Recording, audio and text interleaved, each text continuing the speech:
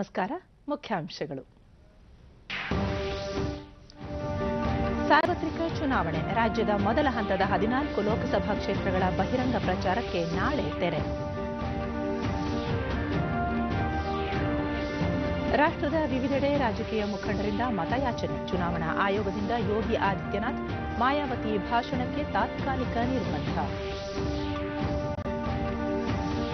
PU ಫಲಿತಾಂಶ. 61.73% ವಿದ್ಯಾರ್ಥಿಗಳು ತೇರ್ಗಡೆ. ಉಡುಪಿಗೆ ಮೊದಲ ಸ್ಥಾನ. ಎಂದಿನಂತೆ ಬಾಲಕಿಯರೇ ಮೇಲ್ಕೈ. ವಿಶ್ವಕಪ್ ಏಕದಿನ ಕ್ರಿಕೆಟ್ ಪಂದ್ಯಾವಳಿ. ವಿರಾಟ್ ಕೊಹ್ಲಿ ನಾಯಕತ್ವದ 15 ಸದಸ್ಯರ ತಂಡ ಪ್ರಕಟ. ವಾರ್ತೆಗಳ ವಿವರ. ಕರ್ನಾಟಕದ 14 ಲೋಕಸಭಾ ಕ್ಷೇತ್ರಗಳು ಸೇರಿದಂತೆ ರಾಷ್ಟ್ರದ ವಿವಿಧ ರಾಜ್ಯಗಳ 97 ಕ್ಷೇತ್ರಗಳಿಗೆ ಇದೇ 18ರಂದು ಎರಡನೇ ಹಂತದ ಚುನಾವಣೆ ನಡೆಯಲಿದ್ದು, ನಾಳೆ ಸಂಜೆ ಬಹಿರಂಗ ಪ್ರಚಾರಕ್ಕೆ ತೆರೆ ಬೀಳಲಿದ್ದು, ಸಂಜೆ 5 ಗಂಟೆ ನಂತರ ಮನೆ ಮನೆ ಪ್ರಚಾರಕ್ಕೆ ಮಾತ್ರ ಅವಕಾಶವಿರುತ್ತದೆ. ರಾಜ್ಯದಲ್ಲಿ ನಡೆಯಲಿರುವ ಮೊದಲ ಹಂತದ ಚುನಾವಣೆ ಇದಾಗಿದ್ದು, ಬೆಂಗಳೂರು ಉತ್ತರ, ಬೆಂಗಳೂರು ದಕ್ಷಿಣ, ಬೆಂಗಳೂರು ಕೇಂದ್ರ ಹಾಗೂ ಬೆಂಗಳೂರು ಗ್ರಾಮಾಂತರ, ಮಂಡ್ಯ, ಮೈಸೂರು, ಹಾಸನ, ಚಾಮರಾಜನಗರ, ಉಡುಪಿ, ಚಿಕ್ಕಮಗಳೂರು, ಕೋಲಾರ, ಚಿಕ್ಕಬಳ್ಳಾಪುರ, ಚಿತ್ರದುರ್ಗ, ಶಿವಮೊಗ್ಗ ಮತ್ತು ತುಮಕೂರು ಲೋಕಸಭಾ ಕ್ಷೇತ್ರಗಳಲ್ಲಿ ಇದೇ 18ರಂದು ಮತದಾನ ನಡೆಯಲಿದೆ. ಈಗಾಗಲೇ ಪ್ರಧಾನಿ ನರೇಂದ್ರ ಮೋದಿ, ಕಾಂಗ್ರೆಸ್ ಅಧ್ಯಕ್ಷ ರಾಹುಲ್ ಗಾಂಧಿ, ಮುಖ್ಯಮಂತ್ರಿ ಎಚ್.ಡಿ. ಕುಮಾರಸ್ವಾಮಿ, ಉಪಮುಖ್ಯಮಂತ್ರಿ ಡಾ. ಜಿ. ಪರಮೇಶ್ವರ್, ಮಾಜಿ ಪ್ರಧಾನಿ ಎಚ್.ಡಿ. ದೇವೇಗೌಡ, ಕೆಪಿಸಿಸಿ ಅಧ್ಯಕ್ಷ ದಿನೇಶ್ ಗುಂಡೂರಾವ್, ಬಿಜೆಪಿ ಅಧ್ಯಕ್ಷ ಬಿಎಸ್ ಯಡಿಯೂರಪ್ಪ, ಮಾಜಿ ಮುಖ್ಯಮಂತ್ರಿ ಸಿದ್ದರಾಮಯ್ಯ ಸೇರಿದಂತೆ ವಿವಿಧ ರಾಜಕೀಯ ಪಕ್ಷಗಳ ಮುಖಂಡರು ತಮ್ಮ ತಮ್ಮ ಅಭ್ಯರ್ಥಿಗಳ ಪರ ಮತಯಾಚಿಸಿದ್ದಾರೆ.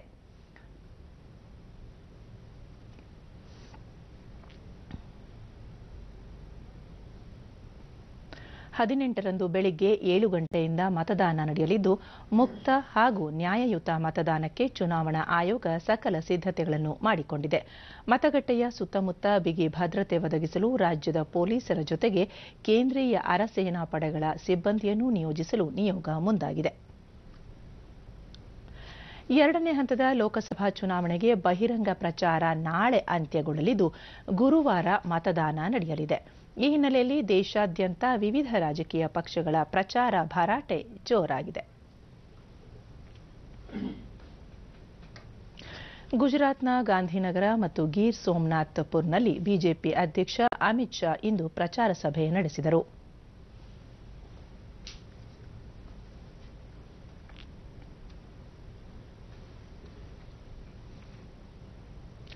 ಉತ್ತರ ಪ್ರದೇಶದ ಫತೇಪುರ್ ಸಿಕ್ರಿಯಲ್ಲಿ ಎಐಸಿಸಿ ಅಧ್ಯಕ್ಷ ರಾಹುಲ್ ಗಾಂಧಿ ಸಾರ್ವಜನಿಕ ರ್ಯಾಲಿಯನ್ನು ಉದ್ದೇಶಿಸಿ ಮಾತನಾಡಿ, ದೇಶದ ಬಡ ಜನರಿಗೆ ವಾರ್ಷಿಕ 72,000 ರೂಪಾಯಿ ಹಣಕಾಸು ನೆರವನ್ನು ಬ್ಯಾಂಕ್ ಖಾತೆ ಮೂಲಕ ನೇರವಾಗಿ ವರ್ಗಾವಣೆ ಮಾಡುವ ಯೋಜನೆಯಿಂದ ಬಡ ಜನರ ಅಭಿವೃದ್ಧಿಯಾಗಲಿದೆ ಎಂದರು.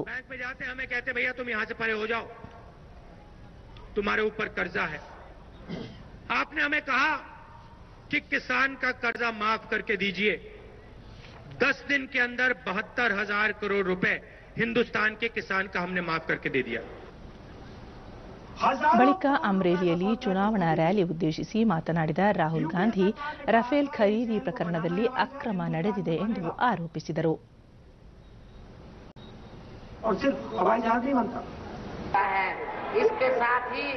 ಅಲಿಗಢದಲ್ಲಿ ರ್ಯಾಲಿ ನಡೆಸಿದ ಬಿಎಸ್ಪಿ ನಾಯಕಿ ಮಾಯಾವತಿ, ತಮ್ಮ ಪಕ್ಷ ದಲಿತರು ಮತ್ತು ಶೋಷಿತರ ಅಭಿವೃದ್ಧಿಗೆ ಬದ್ಧವಾಗಿದ್ದು, ಖಾಸಗಿ ವಲಯದಲ್ಲೂ ಮೀಸಲಾತಿ ಕಲ್ಪಿಸಲು ಕ್ರಮ ಕೈಗೊಳ್ಳಲಾಗುವುದು ಎಂದರು.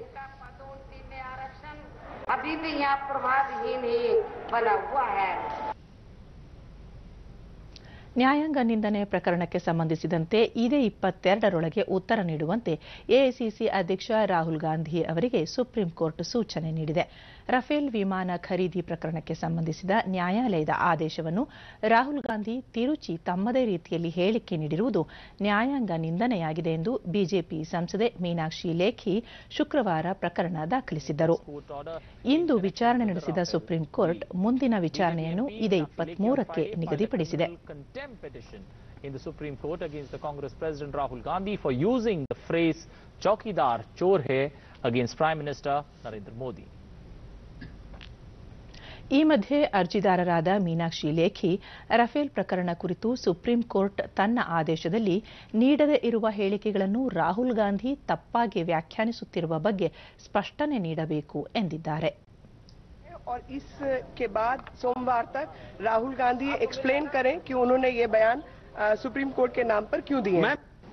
बार ಬಿಜೆಪಿ ನಾಯಕ ಮತ್ತು ಕೇಂದ್ರ ಸಚಿವ ರವಿಶಂಕರ್ ಪ್ರಸಾದ್ ಜನಪ್ರಿಯ, ದಕ್ಷ ಮತ್ತು ಪ್ರಾಮಾಣಿಕ ಪ್ರಧಾನಿ ನರೇಂದ್ರ ಮೋದಿ ಅವರ ವಿರುದ್ಧ ಎಐಸಿಸಿ ಅಧ್ಯಕ್ಷ ರಾಹುಲ್ ಗಾಂಧಿ ಸುಳ್ಳು ಆರೋಪ ಮಾಡುತ್ತಿದ್ದಾರೆ, ಸಾಂವಿಧಾನಿಕ ಸಂಸ್ಥೆಗಳ ವಿಶ್ವಾಸಾರ್ಹತೆಗೂ ಧಕ್ಕೆ ಉಂಟು ಮಾಡುತ್ತಿದ್ದಾರೆ ಎಂದರು. उनके आदेश को तोड़ मरोड़ कर प्रस्तुत करेंगे. शायद राजनीतिक कैंपेन में एक नई गिरावट राहुल गांधी ने दिखाई है. मैं फिर दोबारा रिपीट करता हूं, रिव्यू पिटीशन पर फैसला नहीं हुआ है. मूल निर्णय अभी भी सही है जो मैंने बताया, और वो पेंडिंग है. ಬಿಜೆಪಿ ನಾಯಕ ಪ್ರಕಾಶ್ ಜಾವಡೇಕರ್ ಸುಪ್ರೀಂ ಕೋರ್ಟ್ ಇಂದು ನೀಡಿರುವ ಆದೇಶ ಹಿನ್ನೆಲೆಯಲ್ಲಿ ರಾಹುಲ್ ಗಾಂಧಿ ದೇಶದ ಜನತೆ ಎದುರು ಕ್ಷಮೆಯಾಚಿಸಬೇಕು ಎಂದು ಆಗ್ರಹಿಸಿದ್ದಾರೆ. ದೆಹಲಿಯಲ್ಲಿಂದು ಸುದ್ದಿಗೋಷ್ಠಿಯಲ್ಲಿ ಅವರು ರಫೇಲ್ ಪ್ರಕರಣ ಕುರಿತು ನ್ಯಾಯಾಲಯ ಕೆಲವು ನಿರ್ದಿಷ್ಟ ದಾಖಲೆಗಳ ಸಾಕ್ಷ್ಯ ಪರಿಶೀಲನಾರ್ಹ ಎಂದಷ್ಟೇ ಹೇಳಿತ್ತು. ಆದರೆ ರಾಹುಲ್ ಗಾಂಧಿಯವರು ನ್ಯಾಯಾಲಯದ ಆದೇಶವನ್ನು ಪದೇ ಪದೇ ತಿರುಚಿ ತಮ್ಮದೇ ರೀತಿಯಲ್ಲಿ ವ್ಯಾಖ್ಯಾನಿಸಿದ್ದಾರೆ. ತಮ್ಮ ಅಜ್ಞಾನದಿಂದಲ್ಲ, ಆದರೆ ದುರುದ್ದೇಶಪೂರ್ವಕವಾಗಿ ಸತ್ಯ ಮರೆಮಾಚುತ್ತಿದ್ದಾರೆ ಎಂದು ಜಾವಡೇಕರ್ ದೂರಿದ್ದಾರೆ. ಪ್ರಧಾನಿ ನರೇಂದ್ರ ಮೋದಿ ಅವರಿಗೆ ಕಳಂಕ ತರಲು ರಾಹುಲ್ ಗಾಂಧಿ ಯತ್ನಿಸಿದರೂ ದೇಶದ ಜನತೆ ಪ್ರಧಾನಿಯವರ ಬಗ್ಗೆ ಅಪಾರ ವಿಶ್ವಾಸ ಹೊಂದಿದ್ದಾರೆ ಎಂದು ಅವರು ತಿಳಿಸಿದ್ದಾರೆ.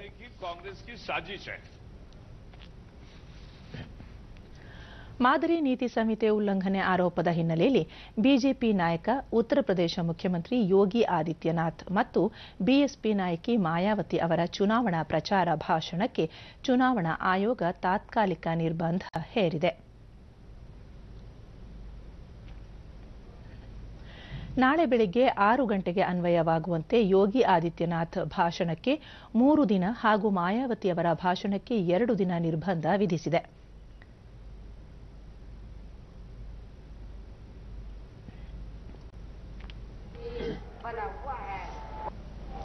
ಯೋಗಿ ಆದಿತ್ಯನಾಥ್ ಅವರ ಇತ್ತೀಚಿನ ಆಲಿ ಬಜರಂಗಬಲಿ ಹೇಳಿಕೆ ಹಾಗೂ ಮಾಯಾವತಿಯವರ ಮುಸ್ಲಿಂ ಮತ ಹಂಚಿಕೆ ಹೇಳಿಕೆ ವಿರುದ್ಧ ಆಯೋಗ ಈ ಕ್ರಮ ಜರುಗಿಸಿದೆ. प्रधानमंत्री बनाना होगा और उत्तर हो, दक्षिण हो, पूरब हो, पश्चिम हो. ಪ್ರಧಾನಿ ನರೇಂದ್ರ ಮೋದಿ ಜೀವನಾಧಾರಿತ ಪಿಎಂ ನರೇಂದ್ರ ಮೋದಿ ಚಲನಚಿತ್ರವನ್ನು ಪೂರ್ಣವಾಗಿ ವೀಕ್ಷಿಸಿ ಚಿತ್ರಕ್ಕೆ ತಡೆ ಕುರಿತು ಮುಂದಿನ ನಿರ್ಧಾರ ಕೈಗೊಳ್ಳುವಂತೆ ಚುನಾವಣಾ ಆಯೋಗಕ್ಕೆ ಸುಪ್ರೀಂ ಕೋರ್ಟ್ ಸೂಚಿಸಿದೆ. ಚಲನಚಿತ್ರ ಬಿಡುಗಡೆಗೆ ಚುನಾವಣಾ ಆಯೋಗ ತಡೆಯೊಡ್ಡಿರುವುದನ್ನು ಪ್ರಶ್ನಿಸಿ ಸಲ್ಲಿಸಲಾಗಿರುವ ಅರ್ಜಿ ಕುರಿತು ಇಂದು ವಿಚಾರಣೆ ನಡೆಸಿದ ಮುಖ್ಯ ನ್ಯಾಯಮೂರ್ತಿ ರಂಜನ್ ಗೊಗೊಯ್ ನೇತೃತ್ವದ ನ್ಯಾಯಪೀಠ ಆಯೋಗದ ನಿರ್ಧಾರವನ್ನು ಮುಚ್ಚಿದ ಲಕೋಟೆಯಲ್ಲಿ ಇದೇ 22ರೊಳಗೆ ಸಲ್ಲಿಸುವಂತೆ ನಿರ್ದೇಶನ ನೀಡಿದೆ.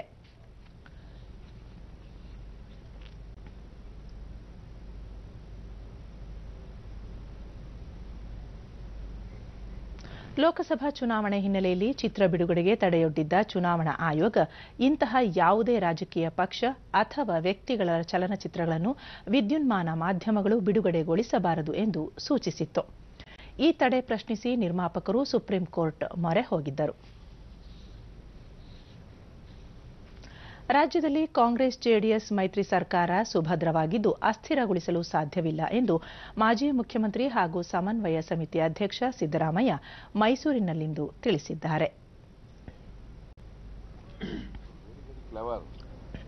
ನಾವು ತಿಳ್ಕೊಂಡಿದ್ದೀವಿ ಅವ್ರ ಪೆದ್ರು ಅಂತ, ನಮಗಿಂತ ಬುದ್ಧಿವಂತರು ಅವರು ಜನರು. ಲೋಕಸಭಾ ಚುನಾವಣೆಯ ಬಳಿಕ ಸಮ್ಮಿಶ್ರ ಸರ್ಕಾರ ಪತನವಾಗಲಿದೆ ಎಂಬ ವಿರೋಧ ಪಕ್ಷಗಳ ಹೇಳಿಕೆಗೆ ಪ್ರತಿಕ್ರಿಯೆ ನೀಡಿದ ಅವರು, ಈ ಬಾರಿಯ ಲೋಕಸಭಾ ಚುನಾವಣೆಯಲ್ಲಿ ಮೈತ್ರಿಕೂಟದ ಅಭ್ಯರ್ಥಿಗಳ ಪರ ಜನಬೆಂಬಲವಿದ್ದು ಹೆಚ್ಚಿನ ಸ್ಥಾನಗಳಲ್ಲಿ ಗೆಲುವು ಸಾಧಿಸಲಿದ್ದಾರೆ ಎಂದು ವಿಶ್ವಾಸ ವ್ಯಕ್ತಪಡಿಸಿದರು. ಇವ್ರು ಯಾರು ಅಲ್ಲ, ಲೀಡರ್ಗಳು ಭಾಷಣ ಮಾಡಿ ಹೋಗೋದಷ್ಟೇ. ಮಂಡ್ಯನೇ ಹಿಡ್ಕೊಂಡು ಕೂತಿದ್ರಲ್ಲ, ಬೇರೆ ಯಾಕೆ ಮಾಡಲ್ಲ? ಅಲ್ಲಿ ಬೆಂಗಳೂರು ಸೌತ್ ನಲ್ಲಿ ಅಲ್ಲಿ ರೆಬಲ್ ಆಗವ್ರಲ್ಲ, ಅವ್ರನ್ನೆಲ್ಲ ಹೇಳಕ್ ಹೇಳಲ್ಲ. ಉಡುಪಿ ಚಿಕ್ಕಮಗಳೂರು ಲೋಕಸಭಾ ಕ್ಷೇತ್ರದ ಚುನಾವಣೆ ಇದೇ 18ರಂದು ನಡೆಯಲಿದ್ದು ಕಾಂಗ್ರೆಸ್ ಜೆಡಿಎಸ್ ಮೈತ್ರಿಕೂಟ ಹಾಗೂ ಬಿಜೆಪಿ ನಡುವೆ ಜಿದ್ದಾಜಿದ್ದಿ ಏರ್ಪಟ್ಟಿದೆ. ಈ ಕ್ಷೇತ್ರದ ವ್ಯಾಪ್ತಿಗೆ ಕುಂದಾಪುರ, ಉಡುಪಿ, ಕಾಪು, ಕಾರ್ಕಳ, ಶೃಂಗೇರಿ, ಮೂಡಿಗೆರೆ, ಚಿಕ್ಕಮಗಳೂರು ಮತ್ತು ತರೀಕೆರೆ ವಿಧಾನಸಭಾ ಕ್ಷೇತ್ರಗಳು ಒಳಪಟ್ಟಿವೆ. ಕ್ಷೇತ್ರದಲ್ಲಿ ಒಟ್ಟು 14,94,443 ಮತದಾರರಿದ್ದು, ಈ ಪೈಕಿ 7,30,388 ಪುರುಷರು ಹಾಗೂ 7,64,105 ಮಹಿಳಾ ಮತದಾರರಿದ್ದಾರೆ. ಈ ಕ್ಷೇತ್ರದ ಬಿಜೆಪಿ ಅಭ್ಯರ್ಥಿಯಾಗಿ ಹಾಲಿ ಸಂಸದೆ ಶೋಭಾ ಕರಂದ್ಲಾಜೆ ಹಾಗೂ ಕಾಂಗ್ರೆಸ್ ಜೆಡಿಎಸ್ ಮೈತ್ರಿ ಅಭ್ಯರ್ಥಿಯಾಗಿ ರಾಜ್ಯದ ಮಾಜಿ ಸಚಿವ ಪ್ರಮೋದ್ ಮಧ್ವರಾಜ್ ಕಣದಲ್ಲಿದ್ದು, ಇಬ್ಬರ ನಡುವೆ ನೇರ ಹಣಾಹಣಿ ಏರ್ಪಟ್ಟಿದೆ. ಡಿಡಿ ನ್ಯೂಸ್ನೊಂದಿಗೆ ಶೋಭಾ ಕರಂದ್ಲಾಜೆ ಕ್ಷೇತ್ರದ ಸರ್ವಾಂಗೀಣ ಅಭಿವೃದ್ಧಿ ಯೋಜನೆಗಳಿಗೆ ಕಳೆದ 5 ವರ್ಷಗಳಲ್ಲಿ ಕೇಂದ್ರದಿಂದ ಅನುದಾನ ಬಿಡುಗಡೆ ಮಾಡಲಾಗಿದ್ದು ಸಮರ್ಪಕವಾಗಿ ಬಳಸಿಕೊಳ್ಳಲಾಗಿದೆ. ಈ ಬಾರಿಯೂ ಪುನರ್ ಆಯ್ಕೆ ಮಾಡಲಿದ್ದಾರೆ ಎಂಬ ವಿಶ್ವಾಸ ವ್ಯಕ್ತಪಡಿಸಿದರು. ಸಂಸದರು ತಂದಿಲ್ವೋ, ಯಾವುದೋ ಬೇರೆ ಸಂಸದರ ತರಕ್ಕೆ ಕರ್ನಾಟಕದಲ್ಲಿ ಆಗಿಲ್ಲ. ಅದೆಲ್ಲವನ್ನ ಬೇರೆ ಬೇರೆ ಮಂತ್ರಿಗಳ ಒಂದು ಒಡನಾಟದಿಂದ ನಾನು ತರುವ ಪ್ರಯತ್ನ ಮಾಡಿದ್ದೀನಿ. ಒಂದು, ಈ ಕ್ಷೇತ್ರದ ಅಭಿವೃದ್ಧಿಗಾಗಿ ನಾವು ಓಟ್ ಕೇಳ್ತೀವಿ. ಎರಡನೇದು, ದೇಶಕ್ಕಾಗಿ, ದೇಶದ ರಕ್ಷಣೆಗಾಗಿ ಮೋದಿಗಾಗಿ ಓಟ್ ಕೇಳ್ತೀವಿ. ಕಾಂಗ್ರೆಸ್ ಜೆಡಿಎಸ್ ಮೈತ್ರಿ ಅಭ್ಯರ್ಥಿ ಪ್ರಮೋದ್ ಮಧ್ವರಾಜ್ ಕಳೆದ 5 ವರ್ಷಗಳಲ್ಲಿ ಈ ಕ್ಷೇತ್ರವನ್ನು ಪ್ರತಿನಿಧಿಸಿದ್ದ ಶೋಭಾ ಕರಂದ್ಲಾಜೆ ಕ್ಷೇತ್ರದ ಅಭಿವೃದ್ಧಿಗೆ ಯಾವುದೇ ಪ್ರಯತ್ನ ಮಾಡಿಲ್ಲ. ಈ ನಿಟ್ಟಿನಲ್ಲಿ ಮತದಾರರು ಬದಲಾವಣೆ ಬಯಸಿದ್ದಾರೆ ಎಂದು ತಿಳಿಸಿದರು. ಸ್ಪರ್ಧೆ ಮಾಡೋದ್ರಿಂದ ಇಲ್ಲಿ ಹಾಲು ಮತ್ತು ಜೇನಿನ ಸಮ್ಮಿಶ್ರ. ಸೊ ನಾನಿವತ್ತು ಈಗಾಗಲೇ ಒಂದು ಸುಮಾರು 50-60 ಕಾರ್ಯಕರ್ತರ ಸಭೆಯನ್ನು 2 ಜಿಲ್ಲೆಗಳಲ್ಲಿ ಮಾಡಿದಾಗ ಒಂದೇ ಒಂದು ಸಭೆಯಲ್ಲಿ ಒಂದೇ ಒಂದು ಆಕ್ಷೇಪ, ಒಂದೇ ಒಂದು ಪ್ರಶ್ನೆ, ಒಂದೇ ಒಂದು ಸಂಶಯ, ಒಂದೇ ಒಂದು ಸಂದೇಹ ಎಲ್ಲಿ ಕೂಡ ಕಾಣಲಿಕ್ಕೆ ಸಿಗಲಿಲ್ಲ. ಅದರ ಅರ್ಥ ಗ್ರೌಂಡ್ ಲೆವೆಲಲ್ಲಿ ನಮ್ಮ ಕಾರ್ಯಕರ್ತರು ಇದನ್ನು ಒಪ್ಪಿದ್ದಾರೆ. This arrangement has been agreed up. So ಯಾವಾಗ ನಮ್ಮ ಕಾರ್ಯಕರ್ತರಿಗೆ ಕನ್ವಿನ್ಸ್ ಆಗುತ್ತೆ, ಅವರು ನಂತರ ಜನರನ್ನು ಕನ್ವಿನ್ಸ್ ಮಾಡಿಯೇ ಮಾಡ್ತಾರೆ. ಕಾರ್ಯಕರ್ತರಿಗೆ ಕನ್ವಿನ್ಸ್ ಆಗದೆ ಹೋದರೆ ಅವರು ಜನರನ್ನು ಕನ್ವಿನ್ಸ್ ಮಾಡಲಿಕ್ಕೆ ಆಗೋದಿಲ್ಲ. ಬೆಂಗಳೂರು ನಗರ ವ್ಯಾಪ್ತಿಯ 3 ಲೋಕಸಭಾ ಕ್ಷೇತ್ರಗಳ ವ್ಯಾಪ್ತಿಯಲ್ಲಿ ಬರುವ ರಾಜಕೀಯ ಪಕ್ಷಗಳ ಮುಖಂಡರು ಹಾಗೂ ಪಕ್ಷೇತರ ಅಭ್ಯರ್ಥಿಗಳ ಸಭೆ ಇಂದು ನಡೆಯಿತು.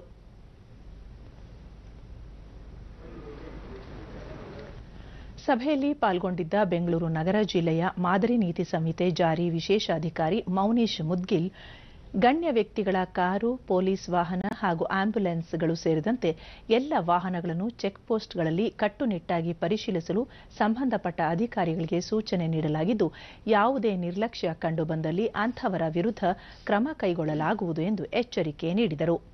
ಚುನಾವಣಾ ನೀತಿ ಸಂಹಿತೆ ಉಲ್ಲಂಘಿಸುವವರ ವಿರುದ್ಧ ಸಹಾಯವಾಣಿ 1950 ಹಾಗೂ ಸಿ-ವಿಜಿಲ್ ಆಪ್ಗೆ ದೂರು ನೀಡಿದರೆ ಕ್ರಮ ಕೈಗೊಳ್ಳಲಾಗುವುದು. ಚುನಾವಣೆ ಸುಸೂತ್ರವಾಗಿ ನಡೆಯಲು ಎಲ್ಲ ರೀತಿಯ ಮುಂಜಾಗ್ರತೆ ವಹಿಸಲಾಗಿದೆ ಎಂದು ಹೇಳಿದರು. ಲೀಡರ್ ಅಂತ ಅವರ ವೆಹಿಕಲ್ಗಳಲ್ಲಿ ಹೋಗ್ತಾ ಇರಬಹುದು. ಕೆಲವು ಸಲ 1950 ಈ ಶೂನ್ಯ ಈ ನಂಬರ್ 1950ಗೆ ತಾವು ಎಲ್ಲರೂ 24/7 ಸಹಾಯವಾಣಿ ಇದೆ, complaints room, control room number ಇದೆ. ಎಲ್ಲ ಜನಗಳಿಗೆ, ಎಲ್ಲ ನಮ್ಮ ಅಭ್ಯರ್ಥಿಗಳಿಗೆ ನಾನು ಈ ನಂಬರ್ ಮೇಲೆ ಕಂಪ್ಲೇಂಟ್ ಕೊಟ್ಟರೆ ನಾವು ಇಮಿಡಿಯೇಟ್ ಅದ ಮೇಲೆ ಕ್ರಮ ತೆಗೆದುಕೊಳ್ತೀವಿ. ಸಿ-ವಿಜಿಲ್ ಅಂತ ಒಂದು ಮೊಬೈಲ್ ಆ್ಯಪ್ ಇದೆ. ಯಾವ ಒಬ್ಬರ ಜನ ಒಂದು ಕಡೆ ಏನು ಉಲ್ಲಂಘನೆ ನಡೀತಾ ಇದ್ರೆ ಅಲ್ಲಿ ಕ್ಲಿಕ್ ಮಾಡಿ ಕಳಿಸಿದ್ರೆ ವಿದಿನ್ 30 ಮಿನಿಟ್ಸ್ ಅಲ್ಲಿ ಹೋಗ್ಬಿಟ್ಟು ನಾವು ನಮ್ಮ ಫ್ಲೈಯಿಂಗ್ ಸ್ಕ್ವಾಡ್ ಆದ ಮೇಲೆ ಕ್ರಮ ತೆಗೆದುಕೊಳ್ತಾರೆ.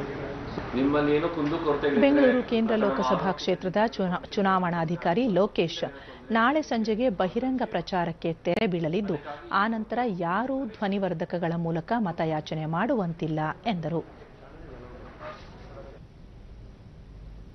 ಈಗ ಜಾಹೀರಾತು, ನಂತರ ವಾರ್ತಾ ಪ್ರಸಾರ ಮುಂದುವರಿಯುವುದು.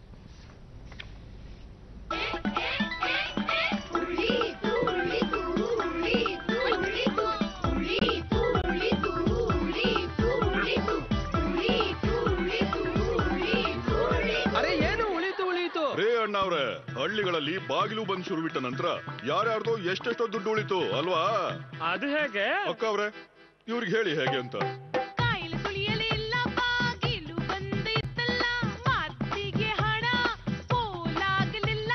ಊರವರೆಲ್ಲರ ಸಾವಿರಾರು ರೂಪಾಯಿ ಉಳಿತಾಯವಾಯಿತಲ್ಲ.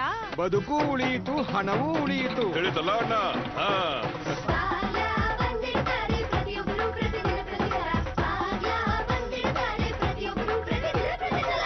ಭಾರತದ ಮನೆ ಮನೆಗಳಲ್ಲಿ ಶೌಚಾಲಯ ತೆರೆದಿದೆ. ಈಗ ತೆರೆದ ಜಾಗಕ್ಕೆ ಹೋಗೋದು ಬಂದ್ ಮಾಡಿ, ಬಾಗಿಲು ಬಂದ್. ನೆನಪಿರಲಿ, ಶೌಚಾಲಯದ ಬಳಕೆ ನೋಡಿಕೊಳ್ಳುವಿಕೆ ಪ್ರತಿಯೊಬ್ಬರು ಪ್ರತಿದಿನ ಪ್ರತಿ ಸಲ. ಲೋಕಸಭಾ ಚುನಾವಣೆಗೆ ರಾಜ್ಯದಲ್ಲಿ 2 ಹಾಗೂ 3ನೇ ಚರಣದಲ್ಲಿ 28 ಕ್ಷೇತ್ರಗಳಿಗೆ ಮತದಾನ ನಡೆಯಲಿದೆ. ಏಪ್ರಿಲ್ 18 ಹಾಗೂ 23ರಂದು ತಲಾ 14 ಕ್ಷೇತ್ರಗಳಲ್ಲಿ ಚುನಾವಣೆ ನಡೆಯಲಿದೆ.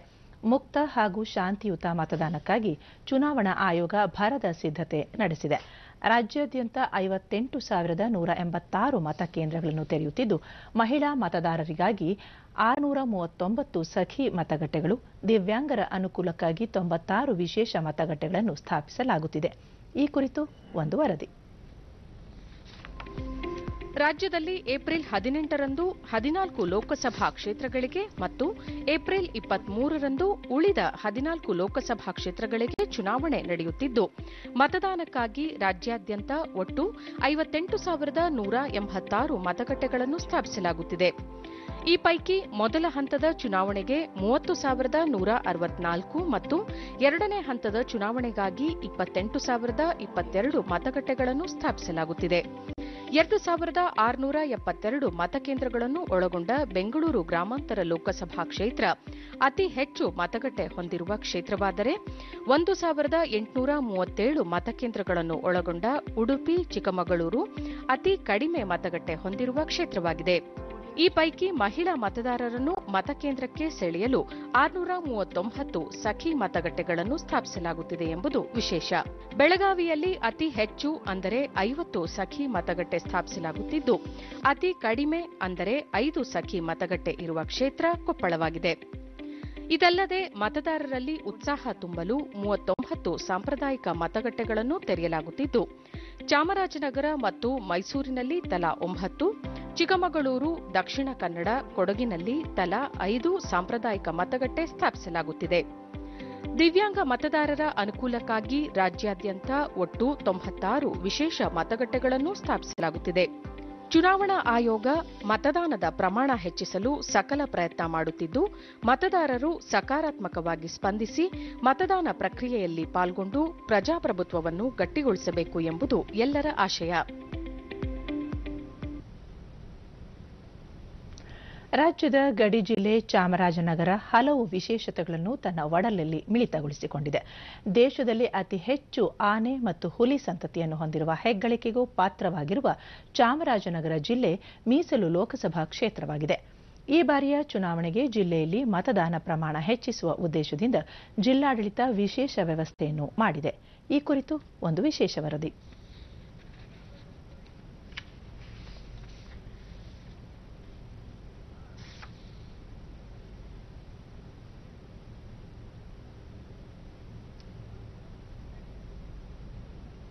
ಭಾಗ ಬಯಲು ಸೀಮೆ. ಬಂಡೀಪುರ, ಬಿಳಿಗೆರೆ ರಂಗನಬೆಟ್ಟ ಸೇರಿದಂತೆ 2 ಹುಲಿ ಸಂರಕ್ಷಿತ ಪ್ರದೇಶಗಳಿದ್ದು, ಮಲೆ ಮಹದೇಶ್ವರ ಹಾಗೂ ಕಾವೇರಿ ವನ್ಯಜೀವಿ ಧಾಮಗಳನ್ನು ಒಳಗೊಂಡಿದೆ.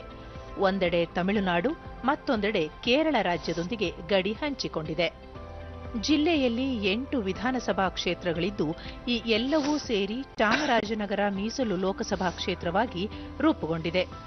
ಚಾಮರಾಜನಗರ ಜಿಲ್ಲೆಯಲ್ಲಿ ಅತಿ ಹೆಚ್ಚು ಬುಡಕಟ್ಟು ಸಮುದಾಯಗಳು ನೆಲೆಕಂಡುಕೊಂಡಿದ್ದು, 4 ವಿಧಾನಸಭಾ ಕ್ಷೇತ್ರದ ವ್ಯಾಪ್ತಿಯಲ್ಲಿ 36,000 ಬುಡಕಟ್ಟು ಜನಾಂಗದವರು ವಾಸಿಸುತ್ತಿದ್ದಾರೆ. ಈ ಪೈಕಿ 23,000 ಮತದಾರರಿದ್ದಾರೆ. ಬುಡಕಟ್ಟು ಜನಾಂಗದವರು ಮತದಾನ ಪ್ರಕ್ರಿಯೆಯಲ್ಲಿ ಹೆಚ್ಚಿನ ಜನರು ಭಾಗವಹಿಸಬೇಕೆಂಬ ಉದ್ದೇಶದಿಂದ ಚುನಾವಣಾ ಆಯೋಗ ಚಾಮರಾಜನಗರ ವಿಧಾನಸಭಾ ಕ್ಷೇತ್ರದ ಕೆಗುಡಿ ಆಶ್ರಮ ಶಾಲೆ, ಕೊಳ್ಳೇಗಾಲ ಮೀಸಲು ವಿಧಾನಸಭಾ ಕ್ಷೇತ್ರದ ಪುರಾಣಿ ಪೋಡು, ಗುಂಡ್ಲುಪೇಟೆ ವಿಧಾನಸಭಾ ಕ್ಷೇತ್ರದ ಮದ್ದೂರು ಕಾಲೋನಿ, ಗಿರಿಜನ ಆಶ್ರಮ ಶಾಲೆ ಮತ್ತು ಹನೂರು ವಿಧಾನಸಭಾ ಕ್ಷೇತ್ರದ ಕೋಣನಕೆರೆ ಗಿರಿಜನಾಶ್ರಮ ಶಾಲೆಯಲ್ಲಿ ಮತಗಟ್ಟೆಗಳನ್ನು ಸ್ಥಾಪಿಸಿದೆ. ಇದೇ 18ರಂದು ನಡೆಯಲಿರುವ ಲೋಕಸಭಾ ಚುನಾವಣೆಯಲ್ಲಿ ಬುಡಕಟ್ಟು ಜನಾಂಗದವರನ್ನು ಮತಗಟ್ಟೆಗಳಿಗೆ ಆಕರ್ಷಿಸಲು ಜಿಲ್ಲಾ ಸ್ವೀಪ್ ಜಾಗೃತಿ ಸಮಿತಿ ಈ ಜನಾಂಗದ ಸಂಸ್ಕೃತಿಯನ್ನು ಬಿಂಬಿಸುವ ಮತಗಟ್ಟೆಗಳನ್ನು ಸ್ಥಾಪಿಸಿದೆ. ಡಿಡಿ ನ್ಯೂಸ್ನೊಂದಿಗೆ ಜಿಲ್ಲಾ ಚುನಾವಣಾಧಿಕಾರಿ ಬಿಬಿ ಕಾವೇರಿ ಬುಡಕಟ್ಟು ಜನಾಂಗದವರಿಗಾಗಿ ವಿಶೇಷ ಮತಗಟ್ಟೆಗಳನ್ನು ತೆರೆಯಲಾಗಿದೆ ಎಂದರು. ವಿನೂತನವಾಗಿ ಟ್ರೈಬಲ್ ಪೋಲಿಂಗ್ ಸ್ಟೇಷನ್ಸ್ ಅಂತ ಅನ್ನುವಂಥದ್ದು ನಾವು ಎಸ್ಟಾಬ್ಲಿಷ್ ಮಾಡಿದ್ವಿ.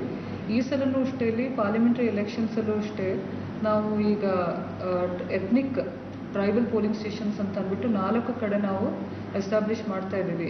ಜಿಲ್ಲಾ ಸ್ವೀಪ್ ಜಾಗೃತಿ ಸಮಿತಿ ಅಧ್ಯಕ್ಷೆ ಹಾಗೂ ಜಿಲ್ಲಾ ಪಂಚಾಯಿತಿ ಕಾರ್ಯನಿರ್ವಹಣಾಧಿಕಾರಿ ಲತಾ ಕುಮಾರಿ, ಬುಡಕಟ್ಟು ಜನಾಂಗದವರಿಗಾಗಿಯೇ ಅವರ ಸಂಸ್ಕೃತಿ ಬಿಂಬಿಸುವ ರೀತಿಯಲ್ಲಿ ಮತಗಟ್ಟೆಗಳನ್ನು ಅಲಂಕರಿಸಲಾಗಿದೆ, ಕಡ್ಡಾಯವಾಗಿ ಮತದಾನ ಮಾಡಬೇಕೆಂದು ತಿಳುವಳಿಕೆ ಮೂಡಿಸಲಾಗಿದೆ ಎಂದರು. ಬುಡಕಟ್ಟು ಜನಾಂಗದವರನ್ನ ನಾವು ಕೇಂದ್ರವಾಗಿಟ್ಟುಕೊಂಡು ಶೇಕಡ ವಾರು ಮತದಾನವನ್ನು ಹೆಚ್ಚಿಸಲು, ಅವರಿಗೆ ಮತದಾನದ ಬಗ್ಗೆ ಹೆಚ್ಚಿನ ಆಸಕ್ತಿಯನ್ನು ಹುಟ್ಟಿಸಲು ನಾವು ಒಂದು ವಿಶೇಷವಾದ ಮತಗಟ್ಟೆಯ ರಚನೆಯನ್ನು ಮಾಡ್ತಾ ಇದ್ದೇವೆ. ಅದಕ್ಕೆ ನಮ್ಮ ಸಾಂಸ್ಕೃತಿಕ ಬುಡಕಟ್ಟು ಮತಗಟ್ಟೆ ಕೇಂದ್ರಗಳನ್ನು ನಾವು ಒಂದು 4 ನಮ್ಮ ನಗರ ಜಿಲ್ಲೆಯಲ್ಲಿ ತೆಗಿತಾ ಇದ್ದೇವೆ. ಮದ್ದೂರು ಕಾಲೋನಿಯ ನಿವಾಸಿ ರಾಜೇಂದ್ರ, ಕಳೆದ 15 ವರ್ಷಗಳ ಹಿಂದೆ ನಾವು ಮತ ಚಲಾಯಿಸಬೇಕಾದರೆ ದೂರದ ಚನ್ನಮಲ್ಲಿಪುರ ಗ್ರಾಮಕ್ಕೆ ನಡೆದುಕೊಂಡು ಹೋಗಬೇಕಿತ್ತು. ವಯೋವೃದ್ಧರು ಮತಗಟ್ಟೆಗೆ ಹೋಗಿ ಮತ ಚಲಾಯಿಸಲು ಕಷ್ಟವಾಗುತ್ತಿತ್ತು. ಇದೀಗ ಈ ಸಮಸ್ಯೆಗೆ ಪರಿಹಾರ ದೊರೆತಿದ್ದು ಮದ್ದೂರು ಕಾಲೋನಿಯಲ್ಲೇ ಮತಗಟ್ಟೆಯನ್ನು ಸ್ಥಾಪಿಸಿರುವುದು ಸಂತಸ ತಂದಿದೆ ಎಂದು ಹೇಳಿದರು. ಕಳೆದ 15 ವರ್ಷಗಳಿಂದ ಈ ಒಂದು ನಮ್ಮ ಬುಡಕಟ್ಟು ಕಾಲೋನಿ, ಮದ್ದೂರು ಕಾಲೋನಿ ಗ್ರಾಮದಲ್ಲಿ ಸರ್ಕಾರದ ವತಿಯಿಂದ ಇಲ್ಲೇ ನಾವು ವೋಟ್ ಹಾಕುವಾಗ ನಮಗೆ ಒಂದು ಅವಕಾಶವನ್ನ ಮಾಡಿಕೊಟ್ಟಿದ್ದಾರೆ. ನಾವೆಲ್ಲರೂ ಸಹ ತಪ್ಪದೆ ವೋಟನ್ನು ನಾವು ಹಾಕ್ತೇವೆ. ಅದ್ರ ಬಗ್ಗೆ ನಾವು ಆದಿವಾಸಿ ನಾಯಕರಾದಂತ ನಾವು ಸಹ ಜನರಿಗೆ ಒಂದು ಜಾಗೃತಿಯನ್ನ ನಾವು ಸಹ. ಕಾಲೋನಿಯ ಮತ್ತೋರ್ವ ನಿವಾಸಿ ದೊಡ್ಡ ತಮ್ಮಯ್ಯ, ತಾವು ವಾಸಿಸುತ್ತಿರುವ ಸ್ಥಳದಲ್ಲೇ ಮತಗಟ್ಟೆ ಸ್ಥಾಪಿಸಿರುವುದರಿಂದ ನಮ್ಮ ಹಕ್ಕು ಚಲಾಯಿಸಲು ಅನುಕೂಲವಾಗಿದೆ ಎಂದರು. ಹಿಂದೆ ನಾವು ಚನ್ನಮಲ್ಲಿಪುರ 2-3 ಕಿಲೋಮೀಟರ್ ದೂರ ನಾವು ವೋಟ್ ಮಾಡೋದಕ್ಕೆ ಇಲ್ಲಿಂದ ಹೋಯ್ತಾ ಇದ್ದೋ. ಇವಾಗ ನಮ್ಗ ಸರ್ಕಾರದವರು ನಮ್ಮ ಬುಡಕಟ್ಟು ಜನಗಳಿಗೆ ನಮ್ಮ ಮದ್ದೂರು ಕಾಲೋನಿಯ ಆಶ್ರಮ ಶಾಲೆಯಿಂದ ನಮ್ಗೆ ಇಲ್ಲೇ ಅವಕಾಶ ಕೊಟ್ಟಿದ್ದಾರೆ. ವೋಟ್ ಮಾಡೋದಕ್ಕೆ ನಮ್ಗೆ ಇವಾಗ ಹತ್ತಿರ ಆಗಿದೆ ನಮ್ಮ ಊರಲ್ಲಿ. ಗಿರಿಜನ ಮಹಿಳೆ ದೇವಮ್ಮ ಪ್ರತಿ ಚುನಾವಣೆ ಸಂದರ್ಭದಲ್ಲೂ ಮತ ಚಲಾಯಿಸಿದ್ದು ಈ ಬಾರಿಯೂ ತಮ್ಮ ಹಕ್ಕನ್ನು ಚಲಾಯಿಸುವುದಾಗಿ ತಿಳಿಸಿದರು. ವರ್ಷಗೂ ಆಗ್ತೀವಿ, ಈ ವರ್ಷ ತಪ್ಪದೆ ಆಗ್ತೀವಿ.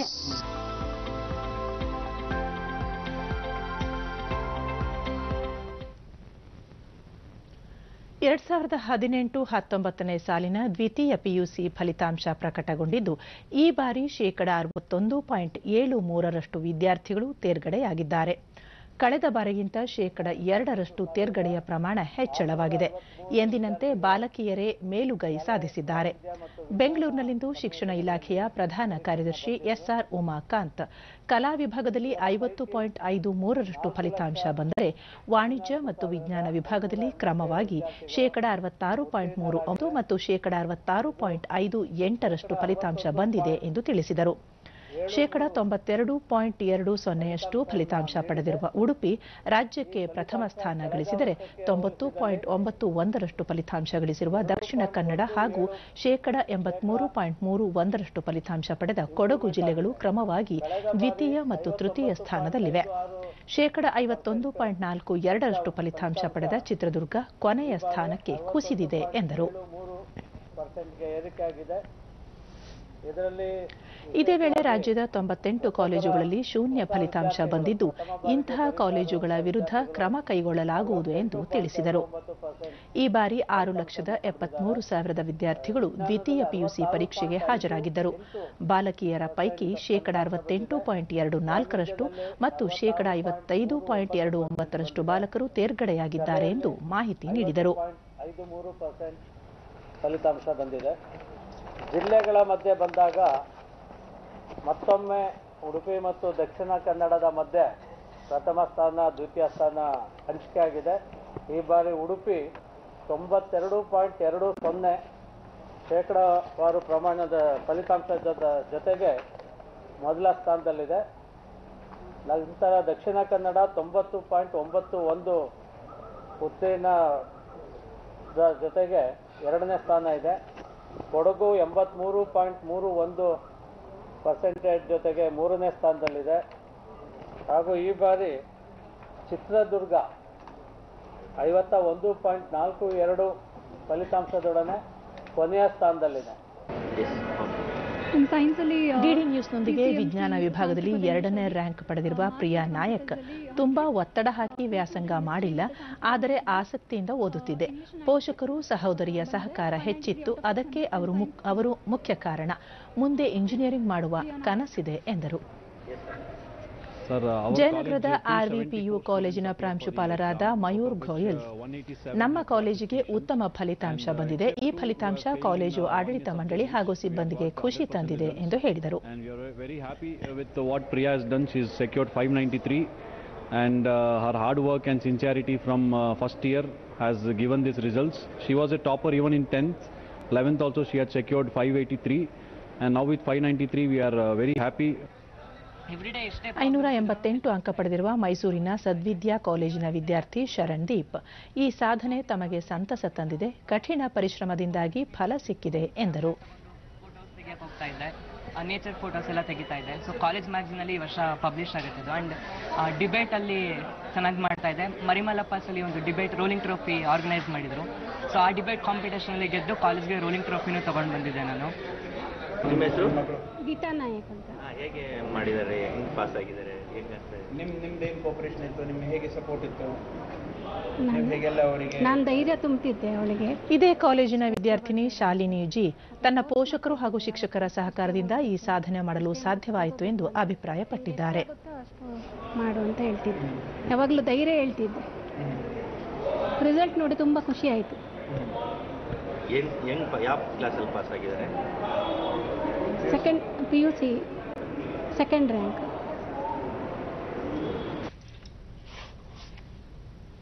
ಪ್ರಥಮ ದೇಶೀಯ ನಿರ್ಮಿತ ದೂರಗಾಮಿ ಸಬ್ಸಾನಿಕ್ ಕ್ರೂಸ್ ಕ್ಷಿಪಣಿ ನಿರ್ಭಯ ಪರೀಕ್ಷಾರ್ಥ ಪ್ರಯೋಗ ಯಶಸ್ವಿಯಾಗಿದೆ. ಒಡಿಶಾದ ಚಂಡೀಪುರ್ನಲ್ಲಿಂದು ಬೆಳಿಗ್ಗೆ 11:44ಕ್ಕೆ ಯಶಸ್ವಿ ಪರೀಕ್ಷಾರ್ಥ ಪ್ರಯೋಗ ನಡೆಸಲಾಯಿತು ಎಂದು ರಕ್ಷಣಾ ಸಂಶೋಧನೆ ಮತ್ತು ಅಭಿವೃದ್ಧಿ ಸಂಸ್ಥೆ DRDO ಮೂಲಗಳು ತಿಳಿಸಿವೆ. ಈ ಕ್ಷಿಪಣಿ ವೈವಿಧ್ಯಮಯ ಭೌಗೋಳಿಕ ಸನ್ನಿವೇಶದಲ್ಲಿ ಕಾರ್ಯನಿರ್ವಹಣಾ ಸಾಮರ್ಥ್ಯ ಹೊಂದಿದೆ ಎಂದು DRDO ತಿಳಿಸಿದೆ. ಈ ಮುನ್ನ 2017 ನವೆಂಬರ್ 7ರಂದು ನಿರ್ಭಯ ಕ್ಷಿಪಣಿಯ ಪರೀಕ್ಷಾರ್ಥ ಪ್ರಯೋಗವನ್ನು ಯಶಸ್ವಿಯಾಗಿ ನಡೆಸಲಾಗಿತ್ತು.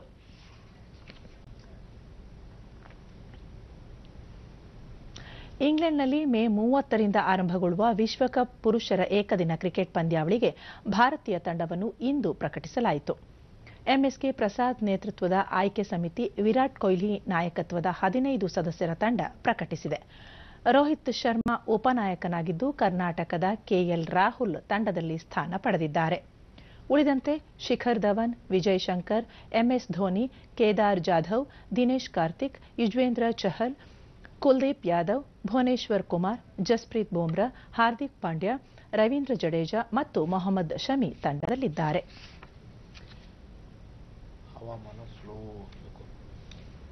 2019 World Cup. The squad is like this: Virat Kohli's captain, Rohit Sharma, Shikhar Dhawan, KL Rahul, Vijay Shankar, MS Dhoni, who's the wicketkeeper batsman, Kedar Jadhav, Dinesh Karthik, Yuzvendra Chahal, Kuldeep Yadav. ಇನ್ನು ಹವಾವರ್ತಮಾನ. ರಾಜ್ಯದ ಕೆಲವೆಡೆ ಚದುರಿದಂತೆ ಮಳೆಯಾಗಿದೆ. Subrahmanya, ಕುಂದಗೋಳದಲ್ಲಿ 2 centimetre ಮಳೆಯಾಗಿದೆ. ಕಲಬುರಗಿ ಮತ್ತು ಬಳ್ಳಾರಿಯಲ್ಲಿ ಗರಿಷ್ಠ ತಾಪಮಾನ 42 ಡಿಗ್ರಿ ಸೆಲ್ಸಿಯಸ್ ದಾಖಲಾಗಿದೆ. ಮುನ್ಸೂಚನೆಯಂತೆ ಮುಂದಿನ 24 ಗಂಟೆಗಳಲ್ಲಿ ರಾಜ್ಯದ ಕೆಲವೆಡೆ ಮಳೆ ಅಥವಾ ಗುಡುಗು ಸಹಿತ ಮಳೆ ಸಂಭವ. ಬೆಂಗಳೂರು ಹಾಗೂ ಸುತ್ತಮುತ್ತ ಶುಭ್ರ ಆಕಾಶ, ಗರಿಷ್ಠ 36, ಕನಿಷ್ಠ 24 ಡಿಗ್ರಿ ಸೆಲ್ಸಿಯಸ್ ತಾಪಮಾನ ದಾಖಲು ಸಾಧ್ಯತೆ. ಕೊನೆಯಲ್ಲಿ ಮತ್ತೊಮ್ಮೆ ಮುಖ್ಯಾಂಶಗಳು. ಸಾರ್ವತ್ರಿಕ ಚುನಾವಣೆ. ರಾಜ್ಯದ ಮೊದಲ ಹಂತದ 14 ಲೋಕಸಭಾ ಕ್ಷೇತ್ರಗಳ ಬಹಿರಂಗ ಪ್ರಚಾರಕ್ಕೆ ನಾಳೆ ತೆರೆ. ರಾಷ್ಟ್ರದ ವಿವಿಧೆಡೆ ರಾಜಕೀಯ ಮುಖಂಡರಿಂದ ಮತಯಾಚನೆ. ಚುನಾವಣಾ ಆಯೋಗದಿಂದ ಯೋಗಿ ಆದಿತ್ಯನಾಥ್, ಮಾಯಾವತಿ ಭಾಷಣಕ್ಕೆ ತಾತ್ಕಾಲಿಕ ನಿರ್ಬಂಧ. PU ಫಲಿತಾಂಶ 61.73% ವಿದ್ಯಾರ್ಥಿಗಳು ತೇರ್ಗಡೆ. ಉಡುಪಿಗೆ ಮೊದಲ ಸ್ಥಾನ. ಎಂದಿನಂತೆ ಬಾಲಕಿಯರೇ ಮೇಲುಗೈ. ಮತ್ತು ವಿಶ್ವಕಪ್ ಏಕದಿನ ಕ್ರಿಕೆಟ್ ಪಂದ್ಯಾವಳಿ. ವಿರಾಟ್ ಕೊಹ್ಲಿ ನಾಯಕತ್ವದ 15 ಸದಸ್ಯರ ತಂಡ ಪ್ರಕಟ.